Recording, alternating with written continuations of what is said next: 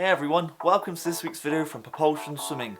I'm Dan and I'm going to take you through the Swim England Learn to Swim stages, this week looking at stage 6.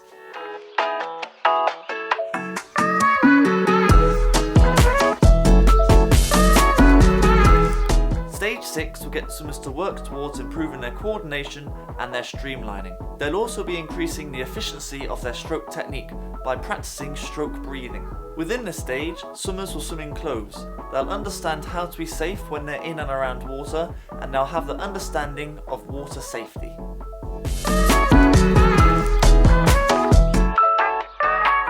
Outcome number 1 is to give 2 examples of how to prepare for exercise and understand why it is important. They can give examples such as playing a game, doing lengths as a warm-up, or stretching to avoid injuries.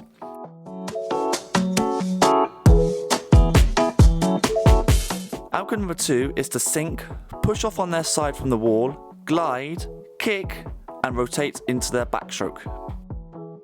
In this outcome, swimmers will need to sink, push off the wall on their side in a streamlined position, and then rotate onto their back and swim backstroke for a few arm strokes.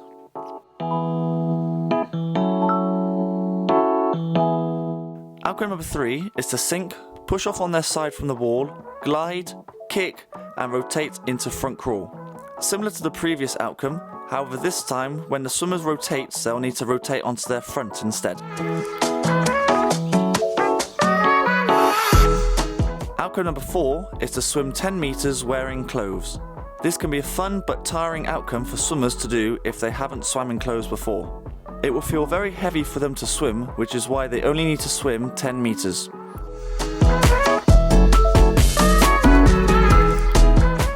Outcome number 5 is to push and glide and swim front crawl to include 6 rhythmical breaths.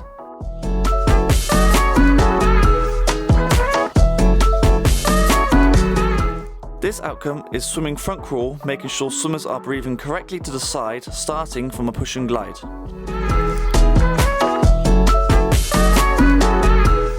Outcome number 6 is to push and glide and swim breaststroke to include at least 6 rhythmical breaths. To complete this outcome, swimmers need to be able to push and glide and swim breaststroke with the correct breathing technique. To breathe correctly, swimmers should lift their head up as they are doing their arm stroke. Outcome number 7 is to push and glide and swim butterfly to include at least 3 rhythmical breaths. This is possibly the toughest outcome in stage 6.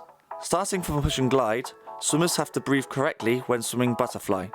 The breathing on butterfly is the same as it is on breaststroke. The faster the swimmers can put their head back into the water after their breath, the easier they'll find it.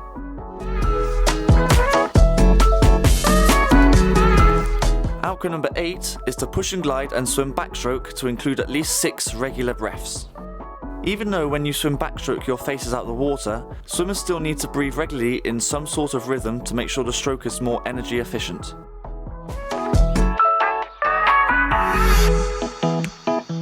Outcome number 9 is to push and glide and swim 25 meters of their choice of stroke. Of the 4 previous outcomes, swimmers will have to choose one of them to swim 25 meters of to the Swim England expected standards. Even though backstroke is considered the easiest stroke to do, swimmers may prefer to do another stroke. Outcome number 10 is to perform a shout and signal rescue. They will have to demonstrate a shout and signal rescue to someone in the water while being stood on the side of the pool. They will need to show good communication and hand signals to guide someone back towards the side of the pool. Strong pause, keep swimming, keep going, keep going.